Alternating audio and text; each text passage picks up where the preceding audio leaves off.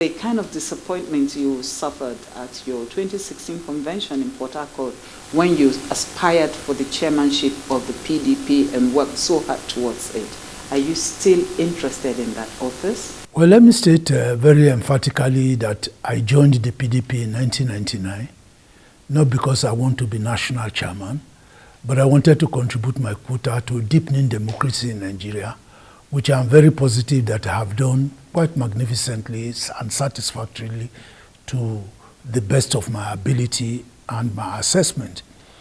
I'm in the PDP first and foremost to have a political party that is capable of promoting and projecting the development of the country, that is there to be able to empower the youth, industrialize the country, bring prosperity and wealth to the people, a vehicle of mobilizing people to see the changes and development that the country wants. And therefore, at all times, I remain a loyal member of the party. But there comes a time always when there is the need to be able to look for leaders or those that are capable of serving the party in certain capacities and so on. And I looked around in 2016. I was very positive that I'm a bridge builder. I was very positive that I am capable of sustaining and improving on the vision of the founding fathers of the PDP, and that indeed I had the wherewithal to really bring the party together after losing election in 2015, give hope, give confidence to the members of the party, heal the wounds, carry out the reforms that were required in the party, and that I could easily provide that I could be that rallying point to be able to move the party forward. And that I looked up to in 2016. And I'm very, very positive that right now in 2017, since we were not able to fill that vacancy in 2016, that by the special grace of God, I still have the good health, I still have the wide connections, I still have all that it takes to be able to wield, to bring the party together. The know-how is still there. I've always been a builder from scratch of any enterprise I take, so I am able to still do that. I'd be glad if the members of the party accept that I offer myself. But at this point in time, I'm still having nationwide consultation with the elders and the leaders of the party, trying to seek their opinion, their advice, and watch. Some of the issues that made some of the key members of your party to behave the way they did are still on ground.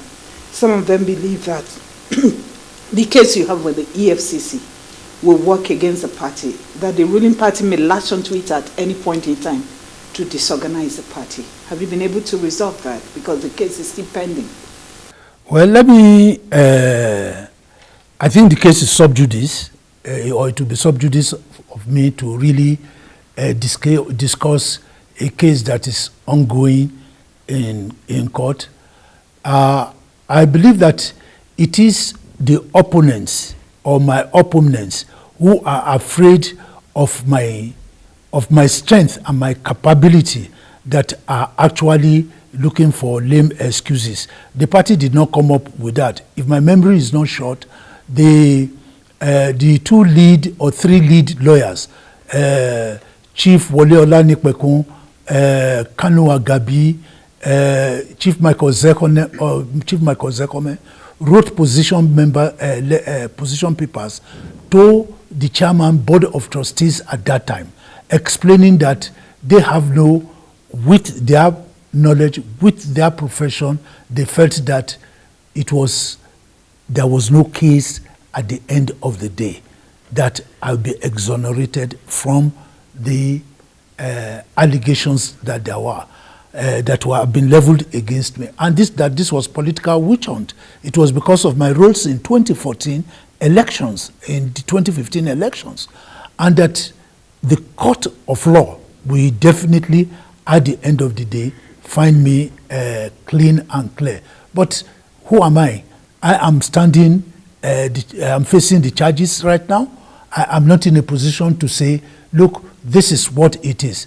But one thing is very clear, that if we go by the laws of this land, that I remain clean, clear, and free until I'm found guilty by a court of proper jurisdiction. So far, nobody has found me guilty. I am as free as the clearest person so far. There is no person who has aspired to a position of responsibility in this country that has not faced one charge or the other, and they got exonerated at the end of the day. So why are you looking at the negative and you are not looking at the... I will tell you, for instance, the former governor of Kano State, Shekarau, he was accused, libeled, and he went to court on that one, and he got damages to the tune of 700 million naira at the end of the day. May God let that be my own fortune at the end of the day. Well, that remains to be seen. Let's look at the second reason that some of them gave. In fact, some of the people who are aspiring to that position now say you are engaged in anti-party activities, you're a member of ABDA, you're also claiming to be a member of the PDP. What is your role in ABDA and the relationship between the two at this time? You see, politics, unfortunately, is a leveler. Politics, unfortunately, is where you find people who are first and foremost very self-centered, very parasitic, very self-centered. My type of politics is the politics of service to the people. Is the type of politics where every human being, irrespective of position, is very important. We must protect and promote the interest of every member, no matter how lowly the person is. For me, the interest of that person is as important as the interest of the person aspiring to be president. I will tell you a little bit of a story. That after the judgment, the Court of Appeal judgment in 2016 in Port Harcourt, I think it was February, thereabouts, or it was in April, everybody in the PDP got disillusioned, got frustrated. Sheriff came up as chairman of the party, recognized by INEC and by the laws of the land. At this same period also, 99.95% of the members of the PDP were loyal to the McCarthy group. We were having elections, slated local government elections, where councillors, the people at the lowest level, PDP members, loyal to McCarthy, also wanted to contest. And the Sheriff group deprived and blocked locked the gate against them. We had a situation where definitely we had to plan what would happen should the PDP not get the type of judgment it expects from the Supreme Court. Leadership must always have an alternative. Leadership cannot wait until the evil or a wrong has befallen it before it starts thinking of what it's supposed to do. So every visionary leader will always have option. Our option A was PDP. Our option A was PDP. Our option A was PDP, but we needed to have an option B. We needed to have an option B so that our PDP members who wanted to run for councillorship, for local government seats in Benue, in Lagos, in Anambra elections that are now coming, they will have a platform to be able to run until we have the resolution of the case at the Supreme Court.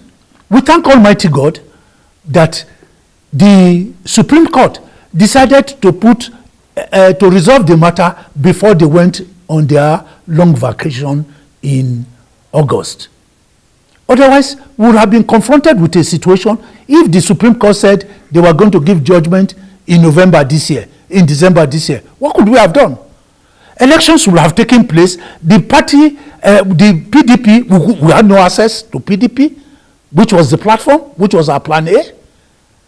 And yet we needed to go ahead. So in order to bridge that gap, in consultation with all the organs of the party, the chairman, board of trustees was aware, the chairman of the caretaker committee was aware, the chairman of a former governors forum was aware, the chairman former ministers forum was aware, the chairman national assembly forum was aware. All the chairmen, all on the need to know basis, they knew of my involvement and participation to try to work out plan B. After a decision had been taken, there was nobody that was going to take the responsibility of providing the funding for it. And like I've always done, don't forget, when the party lost the election in 2015 and the whole thing was in disarray, it was the same me who said, no, the PDP must be given a hope, PDP must be given a vision, PDP must stand. I brought together everybody, coordinated the process that brought about the conference that took place at this day dome and so on. And I have done several other things. I am not the type that will come up and start praising myself that I did this. But the leaders of the party who are aware know that I paid my dues and have selflessly, in the interest of this party, taken actions. It is only the person who does not take action that does not make mistakes. I may have made mistakes along the line. But definitely, the main objective of putting up the Advanced People's Democratic Alliance, which I admit I funded, I brought together, was to be able to give the PDP a lifeline and to give it the opportunity to continue to prosper and to grow unhindered. That the interest of the ordinary man who was interested at that point in time, we were shut out in Benue, in Lagos, in the various states where local government elections. Delta was very lucky. They decided to use Accord at that time to be able to block. Was that anti-party activity? But if we started using Accord, started using SDP, started using this thing, we will scatter. So we needed an umbrella. We needed to come together. The articles and memorandum of APDA are identical to the articles and memorandum of the PDP amended by the Jerry Ghana resolution. Professor Jerry Ghana was in custody of the first print of the Constitutional and Manifesto of APDA. And there was no level, there was no point that the leaders of the PDP were not kept abreast and had copies of what was going on. So have you left the ABDA now? How could I leave ABDA? Let me tell you very clearly. There was this case that went to before Justice Aliru. The truth of the matter is that right from day one and from all those that we invited, prominent members of the PDP, who is not necessary for me to name their names from the various states, nominated the people that were the front line. They were supposed to be not frontline members of the PDP, but the second, third generation, in order to enable us achieve our objective at that time. Nominated them to be there. And we told them very clearly, you are here, this is a plan B for the PDP. Plan A is PDP. And that this list that we are composing, that the members of the executive will only be there for 3 months. I signed the letter of appointment for the chairman and secretary and asked the chairman and secretary to issue the letters of appointment. These two people, and I want to remind very clearly, and state very clearly, the secretary of APDA, I came to a meeting of the strategy review meeting, and he was vigorously attacked by one of the prominent people also from the southeast. I stood up to defend him. I put my honor online. He told me that I don't know this man. He is going to betray me. Yes, he did betray me. Yes. I tender unreserved apologies. He knows himself today that I was made to pass through that humiliation. He stabbed me at the back and stabbed me severally. The person that I appointed temporarily to be chairman of the party was an essay to the governor of Bayelsa State, whom I believe very strongly was a very strong PDP member and was dependable and reliable. Yes, he stabbed me not only at my back, in my ribs and everywhere. And you can do nothing about it? So, Justice Haliru, I did not sign any document in the registration of the APDA because we did not want to let out those that were behind the registration of the party. So, very clearly, what was Justice Haliru's decision? The decision was that there was a section to be filled for members of Board of Trustees, which I did not complete, which we did not complete, because the PDP had Board of Trustees. So if this was Plan B, by the time people were coming, the members of Board of Trustees of PDP will move into the district. So there be no, we will just complete the forms and say this is the update. In as far as the executive were concerned, their tenure and they signed letters and so on was only for a period of 3 months. Malam Shitu and Dr. Okengu signed letters which Okengu himself drafted, telling them that their tenure was only for 3 months, and they said they have never betrayed in their life, they will never betray, but alas, they not only did they betray, they knifed me in all parts of my body, for which I must tender unreserved apologies to the PDP and to the members and so on, who believed that this APDA could have served as a platform from other people to be able to run. So this is that story. I signed the account opening forms as interim chairman Board of Trustees because I was not going to be any problem anyway. And I was not any problem.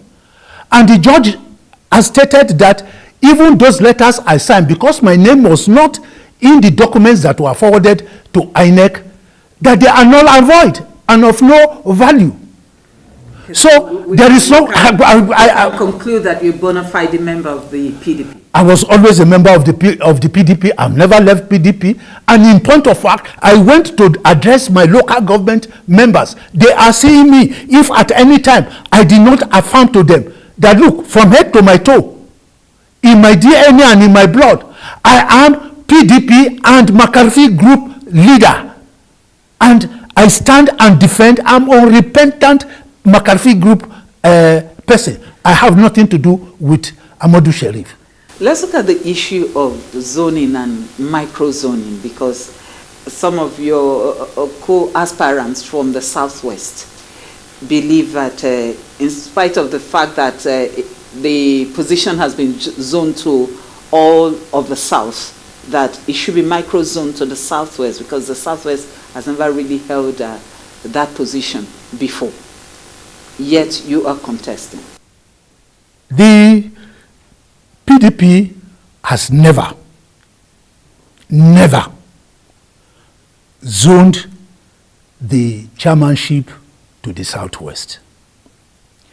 When we lost the election in 2015, there was an Ekweremadu committee that was set up to look at the immediate and remote causes of the failure of PDP in the 2015 elections. And it was identified that one of the major reasons why we failed the 2015 election was our disrespect for the zoning principles enshrined in the constitution of the party. And it was therefore decided that to move forward, the party had to take the decision of zoning the presidency to the north. This recommendation went through the neck of the party and went to the convention of the party, that the presidency is zoned to the north and the chairmanship of the party is zoned to the south. And it was ratified and approved by the National Convention on the 21st of May and reaffirmed again on the 17th of August convention in Port Harcourt. And they said there will be no microzoning. Since His Excellency Alhaji Makarfi and Senator Ben Obi have been chairman and secretary of the PDP caretaker committee, they have consistently and over repeated the fact that the chairmanship of the party is zoned to the 3 zones of the south, and that the presidency is zoned to the 3 regions of the north, and therefore that there should be no micro zoning of these positions. The PDP has had a lot of manipulation, imposition, impunity, and so on. People have manipulated always rules and regulations to suit their own personal interests at the detriment of the entire party. And here we are, some persons decided that contrary to the decision of what had been agreed, that they wanted to microzone. They met in Port Harcourt. It is true. They told Southwest when they came, we had campaigned around the whole country. Nobody told me at that time that there was going to be microzoning. All the report that we had from the 2 committees, I had a photocopy of agreement of the report signed by Governor Mwahi, signed by Dan Kwambo, signed by Right Honorable His Excellency former Governor of Benue State, Suswan, saying that they wanted paradigm shift, that the rot that had been going in the party as regards zoning, that it needed to be eliminated and corrected. And therefore, chairman is zoned to the 3 states of the south, and that competent and capable persons should come out. Let me, Tonia, assure you, the candidates that have come out from the southwest, zoning or no zoning, are competent and capable, respectable people who can provide leadership to this party. I hold them in high esteem. They are all my friends. I have no doubt whatsoever that they are capable of providing leadership. They are capable of seeing the PDP out of these challenges that we have. I believe that I'm equally competent. So what do I have that they do not have? What do they have that I do not have? This is what the party should be looking at. No, but if it gets to a situation where they say, okay, let's microzone in the interest of peace within the party, would you concede that position to any other candidate? It's a very simple. If the party says that there's policy somersault, that the party under McCarthy has decided to bite the bullet and they want to microzone, so be it. I said I joined this party not to be chairman. I joined this party to be a member of the party. And I have contributed, in my opinion, eminently and properly to the growth and development of this party. I will continue to support the party. Let's talk about the changes you intend to bring to the PDP should you become the chairman. It will be your main agenda. See, the main agenda, I want to see first and foremost implementation of a number of the decisions that were taken at the Jerry Ghana Review Committee. I want to see a much more robust, incisive participation of the youth in the affairs of this party. They are the leaders of tomorrow, and that tomorrow is today already.